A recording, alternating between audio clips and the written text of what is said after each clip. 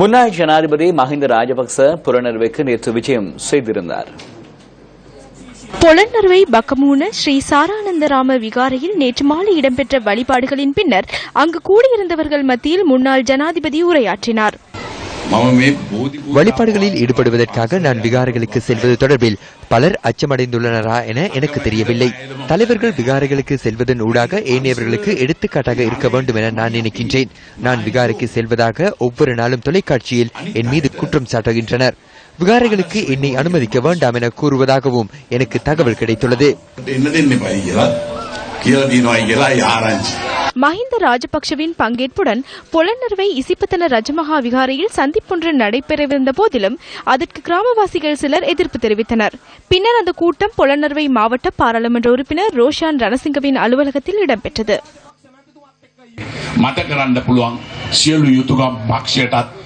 என்னால் முடிந்த அனைத்து பொறுப்புகளையும் கட்சிக்கும் நாட்டு மக்களுக்கும் நான் நிறைவேற்றியுள்ளேன் என்பதனை தெளிவாக கூறுகின்றேன்.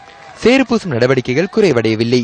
என் மீது சேறு பூசுகின்றனர், குடும்பம் மீது சேறு பூசுகின்றனர், அமைச்சர்கள் மீது சேறு பூசுகின்றனர். இந்த சந்திப்பின் போது மின் விநியோகம் துண்டிக்கப்பட்டமை தொடர்பில் பொலன்னறுவை பிரதேச மின் பொறியியலாளர் அலுவலகத்திடம் நாம் வினவினோம். நேற்று கூட்டம் இடம்பெற்ற சந்தர்ப்பத்தில் குறித்த பகுதியில் மின்சார விநியோகத்தில் எவ்வித தடையும் ஏற்படவில்லை என அதன் அதிகாரி ஒருவர் கூறினார்.